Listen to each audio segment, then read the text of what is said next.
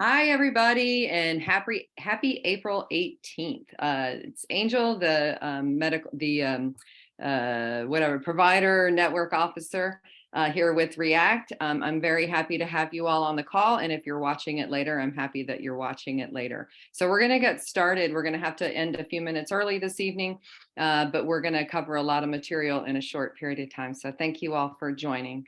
React 19 is a science-based nonprofit offering financial, physical, and emotional support for those suffering from long-term COVID-19 vaccine adverse events globally. Our mission is to bring healing to the moms, dads, friends, and loved ones who are facing life-altering side effects from their COVID-19 vaccine. We build bridges between patients and research institutions in order to help develop a better understanding of our vaccine complications. And I'm thrilled tonight to have our wonderful brilliant Dr. Suzanne Gazda.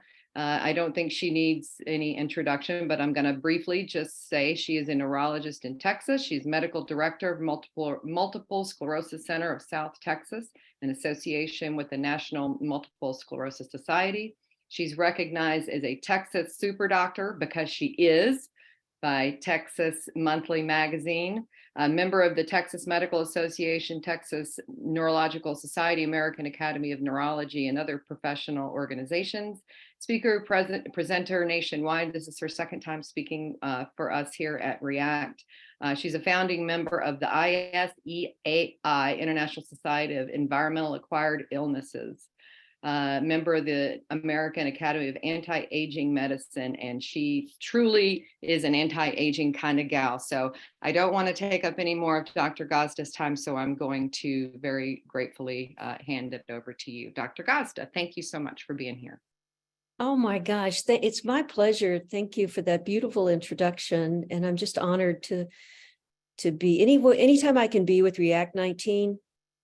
I am right there with y'all. Just so admire everything you do, and that I hope that we can all work together to find a way to bring health and healing back to those that have been injured. And Diane, I'm glad you're on the call. This is going to sound very familiar. I'm doing my lecture that we did the other night with the FLCCC on movement disorders.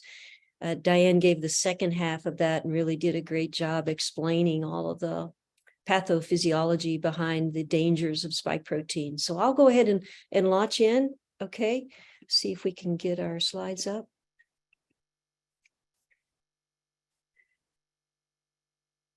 So I talk about movement disorders all in the head. And the reason I don't think it's all in the head, but so many of these presentations are, I'm sorry to say, they're very bizarre.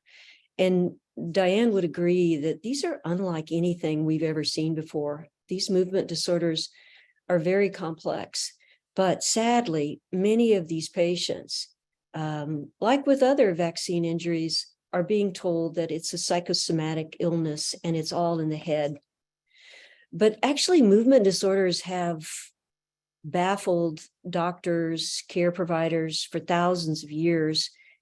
In 1374, people all over Europe started to dance uncontrollably. They would dance sometimes for days, weeks, until they collapsed from exhaustion. They didn't even stop to eat or drink.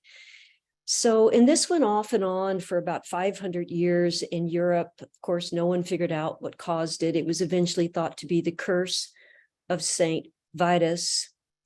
But now we know this illness as Sydenham's chorea, which is a post-infectious movement disorder from streptococcus.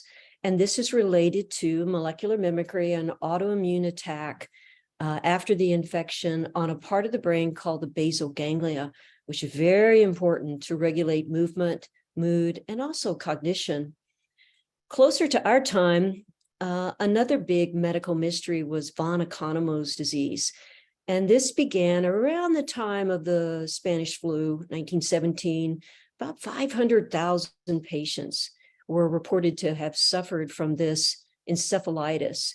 It was also called a sleeping sickness, where people would fall asleep for weeks. Half of them got better, half of them died. And of those half that survived, many of them ended up with post-encephalitic Parkinsonism, But in this von Economos disease, again, it was very interesting. They had this extreme narcolepsy. Like I said, it was a sleeping system, sleeping sickness, and they had a lot of movement disorders. It was particularly prominent in kids. Again, the cause was never really determined, but again, it was thought to be some sort of molecular mimicry. There have been no cases since, but no virus was ever found. Let me see if I can advance this.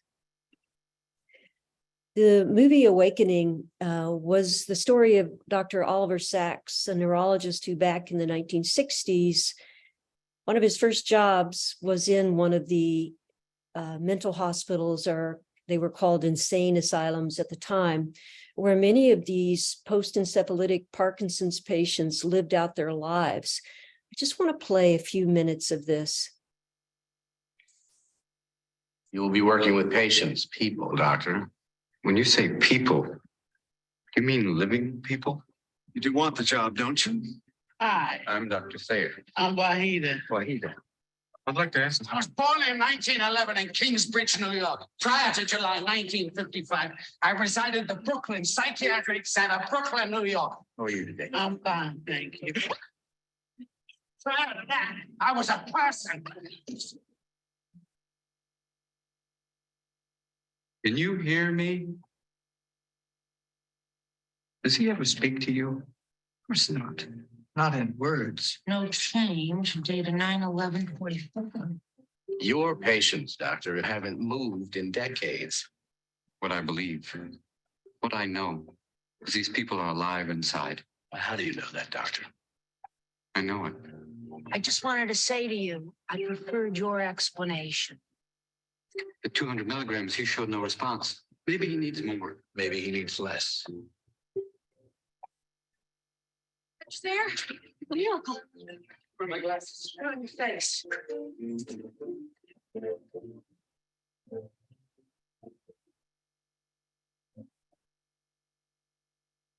So this was a story about the use of levodopa. You will be working with patients. Sorry about that. Which really woke these people up because, again, the deficiency of this neurochemical needed for movement.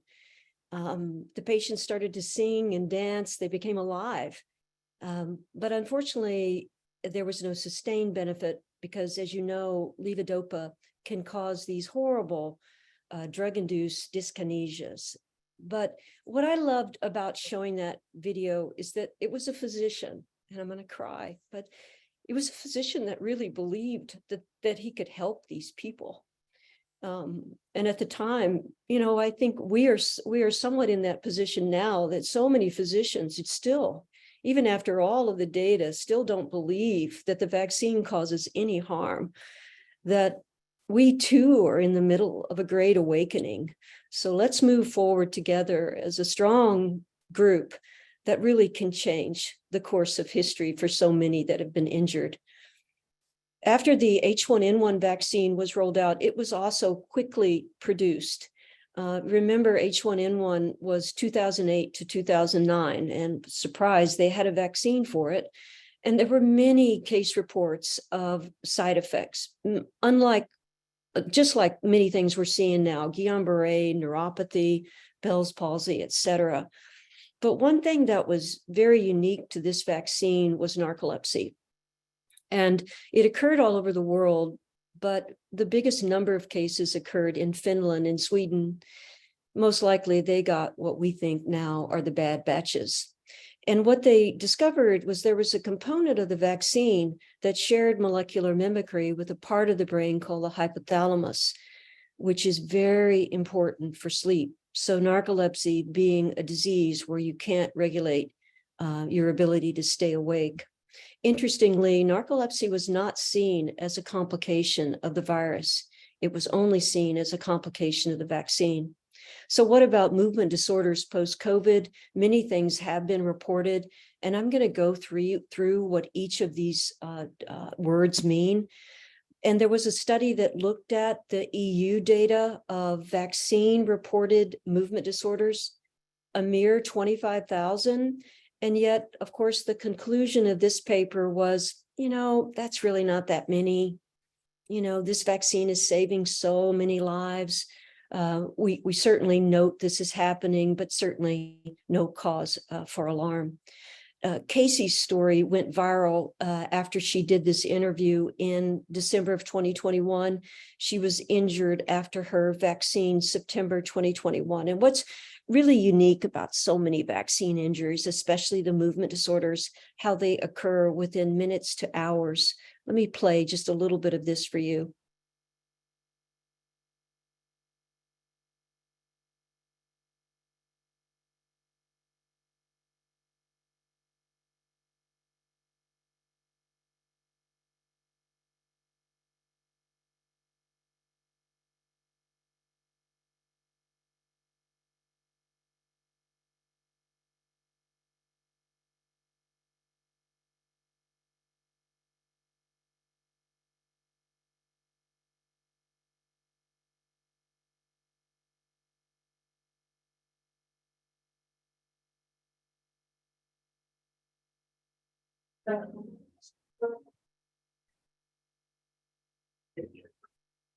Yeah, well, we may as well try to meditate while we're doing this thing, eh? So, Yeah.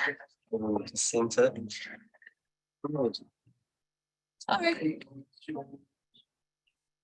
So she too has a really complex movement disorder with this uncontrollable movement of her arms. She's got tics, this uncontrollable movement of her head, her eyes, her face. Just hug you as a mum, as a Kiwi mum. So again, significantly impaired. She went to multiple doctors and was told that she was crazy.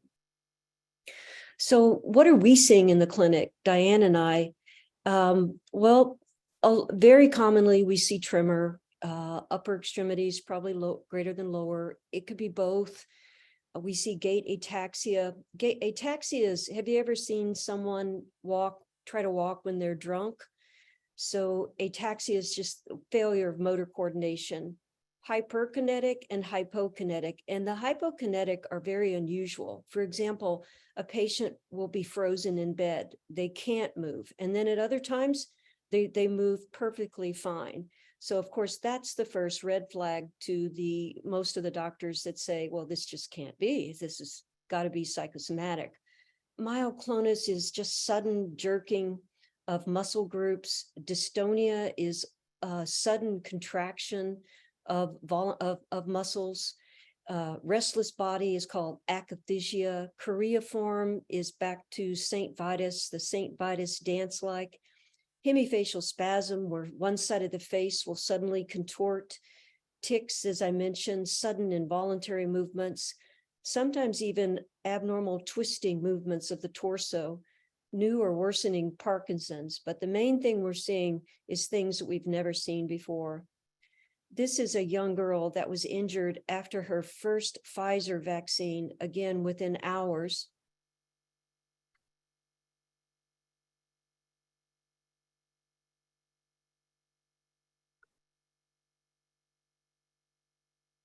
And this is taken a little bit later in her course. They also have these uncontrollable vocalizations.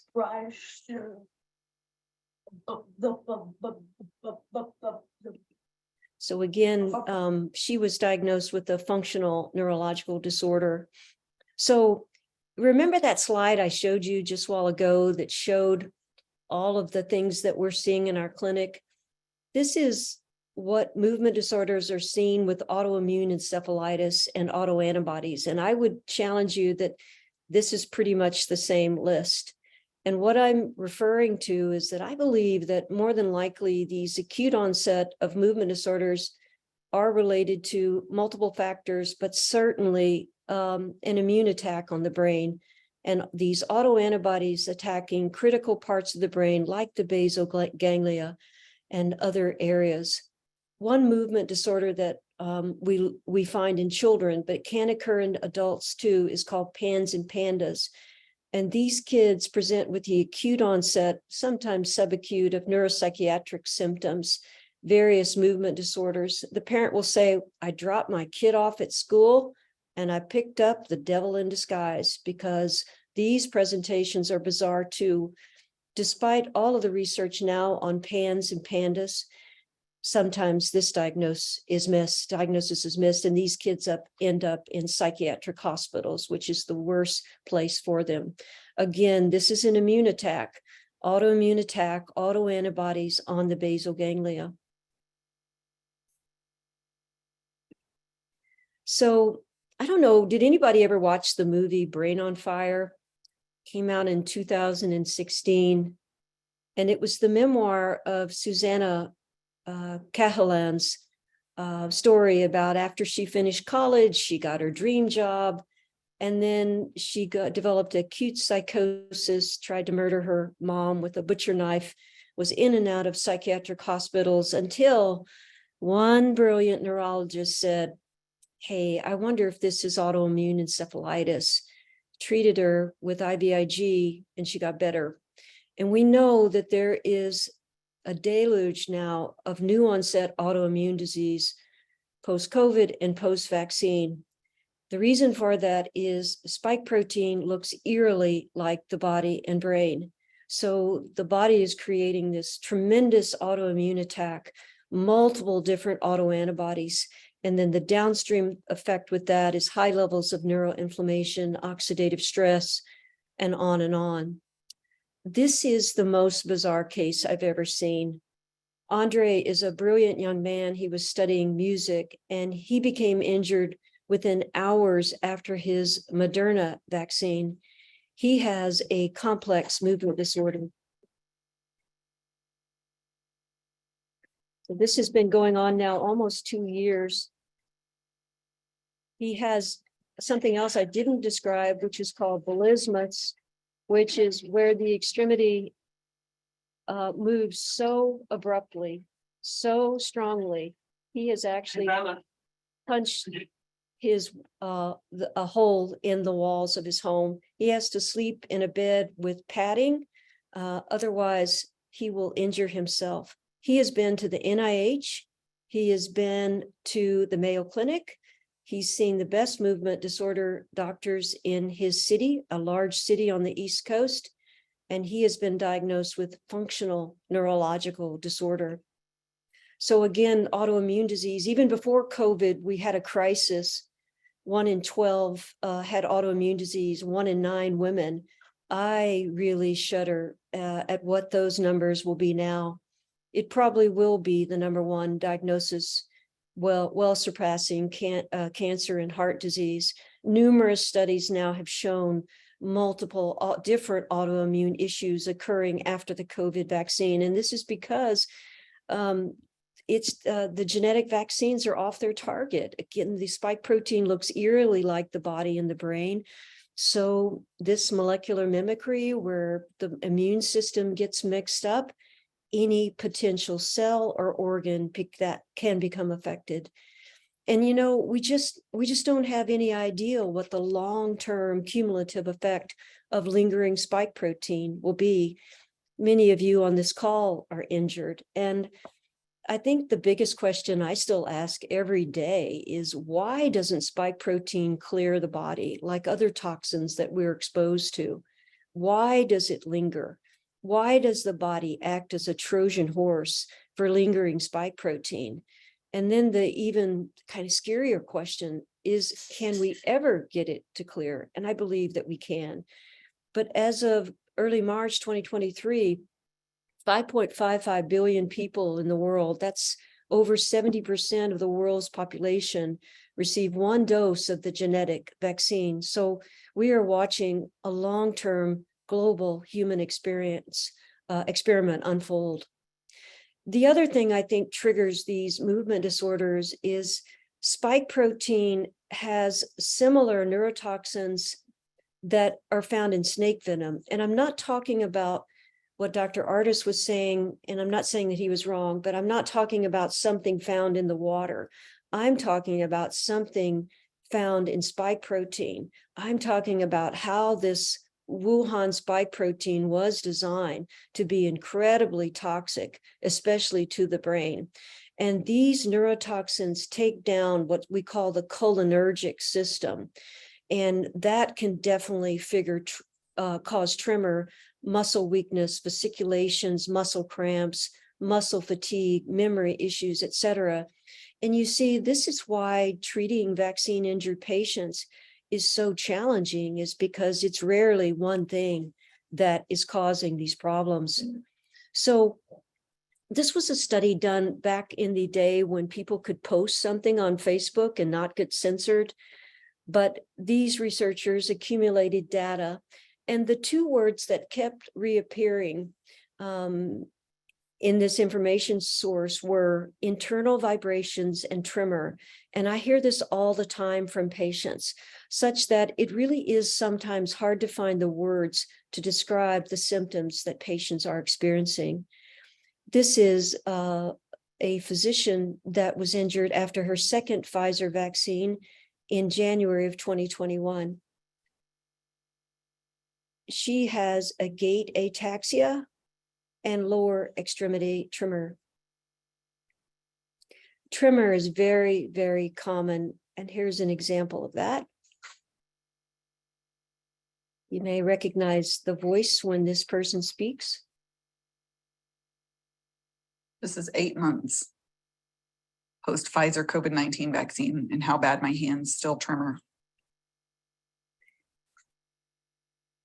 So many of these patients are being told that they have functional neurological disease. This is a psychiatric diagnosis, so this goes permanently in their record. One study published in 2021 from a large movement disorder clinic found that the diagnosis of functional neurological disorder increased by 60% of the new patients going there to get help for their movement disorders. I mentioned this book called Sleeping Beauties by Suzanne O'Sullivan, who is a British neurologist interested in psychosomatic disease, but she describes these children of asylum seekers. You can see a picture of them here, that these children fall asleep and don't wake up. If you ask me, this sounds very similar to von Economo's disease or some sort of sleeping sickness. So again, functional neurological diagnosis in this day and age is a very dangerous diagnosis. And I believe it is a failure of Western medicine. In integrative medicine, we look for the root cause. In conventional medicine, if you don't fit the conventional paradigm, if all of your tests are negative, and maybe you just look different than what we've seen before, then you're told to go see a psychiatrist. So just a couple of more slides. This was reported in the Atlantic, and they described in 2020, 2021, billions and trillions of Generation Z, so teenagers, some young adults, teenagers mainly, this epidemic of tics. And they said, well, it's just the suggestibility of people sharing things on social media, and just move along here. There's really nothing to see. We know that stress really drives the brain to be very unhealthy. You know, I think the stress is the new smoking, right? And in 2021, the American Academy of Pediatrics declared a national mental health emergency, that suicide went up 51% in young girls. Depression and anxiety, neuropsychiatric symptoms went up really across the world. But no doubt our young generation suffered greatly. So to dismiss these symptoms as nothing more than people trying to copy each other is really criminal. I just wanted to show this because we talked about all of the different autoantibodies, the molecular mimicry, the immune system is being triggered. Well, guess what? In this study published in March 2023, they did find the autoantibodies. And these were in patients diagnosed with functional neurological disease or conversion disorder. 2/3 of them, by the way, presented with autonomic symptoms, which many of our vaccine injured patients have autonomic symptoms.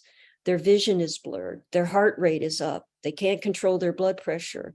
They don't sweat, or they sweat profusely. Their gastrointestinal tract doesn't work. I mean, the autonomic nervous system does everything automatically.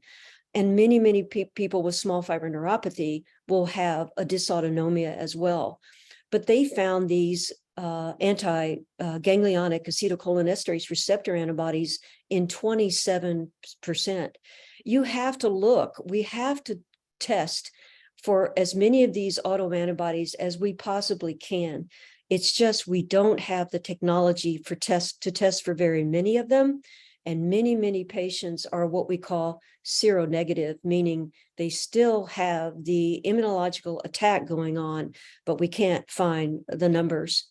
You know, one study that a lot of vaccine injured do is a blood test in Germany called Cell Trend, where you can look at multiple different autoantibodies. And I've never seen a negative Cell Trend test. It shows multiple different autoantibodies that are being formed.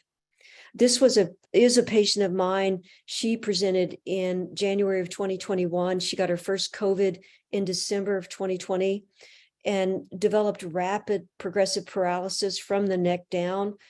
She was admitted, worked up for Guillain-Barré, et cetera. Her diagnosis was conversion disorder. She was sent home in a wheelchair, not able to move from the neck down. She eventually got to me, and we did find that anti-ganglionic acetylcholinesterase receptor antibody, so an atypical Guillain-Barré, but her story is really tragic. Calling this a conversion disorder to me is absolutely criminal. What the suffering that you go through. So, but I believe, you know, the mind is everything, what you think you become. And so many times these patients are being told there's nothing wrong. You know, maybe you have too much stress, perhaps you should see a therapist. Well, I think eventually the post-traumatic stress from all of these illnesses can definitely contribute to long-lasting symptoms. So perhaps on the next lecture, I'd like to discuss with you how I go about treating vaccine injuries, and particularly the neurological injuries. But I'd like to leave you with this thought. A physician once said, the best medicine for human is love. Someone asked, what if it doesn't work? He smiled and said, increase the dose. So thank you very much for letting me share these slides today. And my message to you is don't ever lose hope. We're finding more ways every day to help patients recover. My plea is that we just have to get to you sooner. Wow. Thank you, Dr. Gazda. I'm saving that the best medicine for humans is love. That's going to be a new screensaver for me. That is absolutely fantastic. So I'm going to open up to questions. Dr. Chen, you have a question? Go ahead and you can ask, because we're going to go on for just a little bit longer here. Yeah, so a lot of the stuff you talked about, and thank you very much for the presentation. I appreciate it a lot. So you said a lot of stuff is about autonomic issues and stuff there. Have you ever used neurotherapy as a treatment for these issues at all and stuff, or? And what do you mean by that? Tell me. So neurotherapy it was started in Germany, and it's basically neurotherapy is involving treating the nervous system, and it's usually involving injections of procaine. And so you can treat the different autonomic ganglia, like, the cervical stellate ganglia or different things. And it's been studied in COVID too. But I was wondering, when there's so many issues here, which are neurological, and so you mean the neurotherapy is actually treatment of the autonomic nervous system using injections or lasers and stuff. That's so. Beautiful. I want to learn more. I've read about stellate ganglion blocks for. If you look at the I'm part of the North American Academy of Neurotherapy. So Okay. naant.org. And if you look through there, I mean, it'll give you some information about the neurotherapy, but I think that's a underutilized therapy, which could help the patients you see. And so that's That is really a brilliant idea. Thank you for bringing that forward. Sure thing. Could you please put that in the chat, Dr. Chen? Sure thing. Thank you. Okay, floor is open to any other questions that anyone may have. And thank you so much, Dr. Gazda. You're just wonderful. I'm so happy that you came on to speak with us. My pleasure. My pleasure. No, thank you all for being here tonight. I've got a quick question. God. You mean when you said the spike protein looks like the brain in the body? It does. Well, I believe, and I think even our Congress today said this was a virus made in a lab, right? Right. In the Wuhan lab, that the way this virus was designed is unlike any other coronavirus. It really isn't. So a few studies now, the study by Vorjani in 2021, Frontiers of Immunology, showed spike protein shared molecular mimicry with 28 out of 55 human tissues. And that's more molecular mimicry than I'm aware of any other toxin, but, or at least that's been studied. So it's the brain, it's the thyroid, it's the heart, it's different, various different cells, platelets. So anywhere there really, I think, so that's the problem, is then when the immune system, just like with Sidham's chorea, the strep, residual strep fragments are triggering this antibody response, post-infectious antibody response. And if you drive those antibodies toward the brain, the neurological side effects can be really virtually anything. Okay, good, not good. It's almost like that term friendly fire, which I always thought was the wrong term for soldiers that were being injured on the battlefield because of guns and artillery going off all around them. That's really what's happening to the brain, is the immune system is just overreacting to residual spike protein. A question here, Dr. Kachi, do you have any idea why we have such rapid onset of many of these things? In a way, that's an excellent clue because it points towards causality, although people ignore it, but it's very mysterious in terms of this very rapid onset. Yes, it is a good question, and then we have, of course, we have delayed effects as well. But the rapid onset, all I can say is, of course, we know this is the most toxic neurotoxin ever known to man, and that the multitude of problems that develop after spike protein appears in the body is just must overwhelm our systems. And we know it easily crosses the blood-brain barrier, right? The lipid nanoparticles easily cross the blood-brain barrier, but recent studies that I'll talk about at my lecture in Fort Worth is you don't even need the lipid nanoparticle. You don't even need the ACE2 receptors. Spike protein can just absorb through the blood-brain barrier. And the blood-brain barrier, I always describe it as the gatekeeper, and that the brain is this exclusive community. It's not going to let in it doesn't want to get in. It's going to keep the bad guys out. But I think the spike protein is almost immediately taking down the blood-brain barrier. I don't know, but we've got to figure that out, don't we? Wow. And I think Diane mentioned this on our call we did, the FLCCC. She mentioned Dr. Teresa Long reported that in the military, the neurological side effects many times are quite delayed. I think if Diane's on 6 to 9 months or something like that. And neurodegenerative disease, of course, can percolate. And what we're finding, I'll talk about this in Fort Worth as well, is because I'm talking about brain fog and cognitive issues. Brain fog and cognition issues are the #1 side effect in long COVID and many times with post-vaccine injuries. And what it appears to me is that the spike protein almost was designed with a homing device to go directly to the cognitive centers, like the entorhinal cortex, like the hippocampus. And the other thing I talk about in the lecture about spike protein, it's the only coronavirus that has a prion arm. And prions, of course, are the misfolded proteins that lead to neurodegenerative disease. It's the only coronavirus that has a heparin binding domain that will fuel the development of amyloid. And it's the only coronavirus that's been found to have 4 HIV inserts, one of which is GP120. GP120 is what causes AIDS dementia. So no doubt the way this virus was designed, who knows what they were thinking, but the fallout to the brain and the peripheral nervous system is really devastating. Wow. Rob, you can ask your question.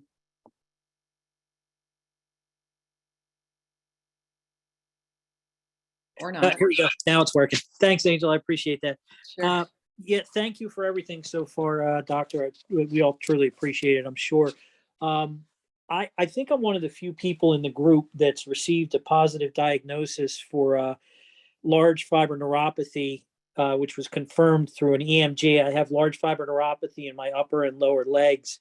The neuroimmunologist I'm seeing at Thomas Jefferson, he confirmed that he believes it's definitely temporally correlated with the vaccine injury. And he said that usually large fiber neuropathy is irreversible and there's no way to really repair that. I have heard differing things from other neurologists, but I just wanted to know your thoughts on that. And if you have seen any other vaccine injured with large fiber nerve damage that have recovered, let's say. Oh, good question, Robert. And I hope you're doing well. I'm glad you have someone that identifies this problem for what it is. No, definitely nerve injuries, and Diane would agree. Peripheral neuropathy, large fiber, small fiber neuropathies are very, very commonly what we're seeing in the vaccine injured.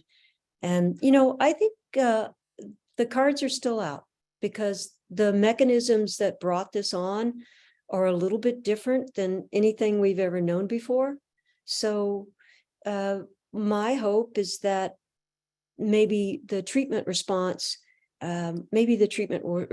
will be different, especially if we use full protocols where we're addressing residual spike protein. And I refer you to the FLCCC vaccine injury recovery protocol.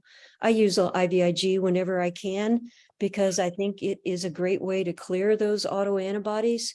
Studies in mice show that it can help remyelinate nerves. So I think that can be helpful many, many times. The other question I have for you is he had actually suggested that I get IVIG. He's applying for that for me now. But the other thing he was talking about was Arcalyst, which is an IL-1 inhibitor similar to Kineret. And I'm actually supposed to be going on Arcalyst for chronic pericarditis, which I also got from the vaccine. And he believes that the IL-1 inhibitor, that the Arcalyst may actually help with the large fiber neuropathy indirectly. I don't know if you have any experience with that or you've ever heard of anything like that, but he believes that the IL-1 inhibitor itself may actually help with that. Yes, that's a good idea. I love how he's thinking. I love how he's thinking. You've got a good doctor. So gosh, and so many challenging issues you're dealing with. Yeah, that's an understatement. I've had numerous things: complete heart block, pericarditis, cardiac tamponade, large fiber neuropathy, small fiber neuropathy, dysautonomia. You name it. I got the whole gamut of symptoms. Thank you, Pfizer. So, yeah. Well, you sound incredibly strong, and just believe that you can heal. Thank you, doctor. I appreciate that. Do you think if this is an antibody related issue that it may be reversible in that case? Well, I definitely think it can be stabilized. And, we've seen some people presenting with chronic demyelinating inflammatory polyneuropathy, really abnormal EMGs, but not very many symptoms. So I think things are just different today. So I'm very hopeful that we are going to see treatment response in ways like we've never seen before, but we've got to just pull out every recipe from the cookbook and work as hard as we can to address all of the downstream mechanisms that are going on in vaccine injury. And some of it may be related to mitochondrial dysfunction as well, correct? As in ALS and things like that. Absolutely. And, I spoke to Jordan Vaughn the other day. He's going to be speaking at the FLCCC conference, and his interest is in the microclots. He learned from Risa Pretorius how to use fluorescent microscopy, and I've been sending a lot of specimens up to Birmingham, where Diane lives. And he says too, I've seen people with CIDP and Guillain-Barré and these various neuropathies, and they've been to the NIH, they've been to the best clinics in the country, and they've tried IVIG and all of these other things. And he says the only thing that made them better was when they treated the microclots. And, so if you're not coming to Fort Worth, make sure you try to register to see if you can watch things as they're recorded and released, because his lecture is extraordinary. And because you have to remember that those nerves, if the microclots are really a problem, those nerves, small nerves, large nerves, are not getting the vascular supply that they need, which may be why the triple therapy scares me to death to use. Here's a neurologist who shouldn't be scared, but of using Eliquis, aspirin, nattokinase, and Plavix. You do that for about a month, and then retest so I'll keep you posted on what I'm seeing, but I think you've got a good plan, Robert, and I would move forward with that. And I've been on the triple anticoagulation therapy under Dr. Vaughn's care now for about 2 months. Oh my gosh, great. Yeah, and it's made things worse short term, but as he says, with most of us, because of the release of the histamines and other things that are trapped within the clots, expect things to get much worse for the first couple months before they start to improve. But I will say anecdotally that I did have a DVT and clots early on from the vaccine. So I've been on Eliquis and lumbrokinase for about 21 months now. And the Eliquis by itself didn't make a difference. But with the addition of the Plavix and the baby aspirin, I can absolutely see a difference. And 2 neurologists said the same thing you did, that the lack of perfusion to the nerves could absolutely cause some of these neuropathies. So maybe it is reversible in that case. Yes. Oh, I'm so happy to know you. And I'm so proud of you for chasing down all of these treatment options. Yeah, can never give up. Good. So thank you so much, doctor. I appreciate it. Thanks, Good. Rob. Best of luck to you, Robert. Thank you. Okay, I think Dr. Gazda has a house to show.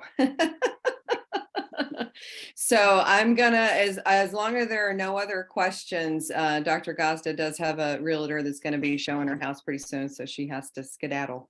So Thank you yeah. so much. And my email is Suzanne Gazda @gmail. If anyone ever has any questions, you're welcome to reach out to me.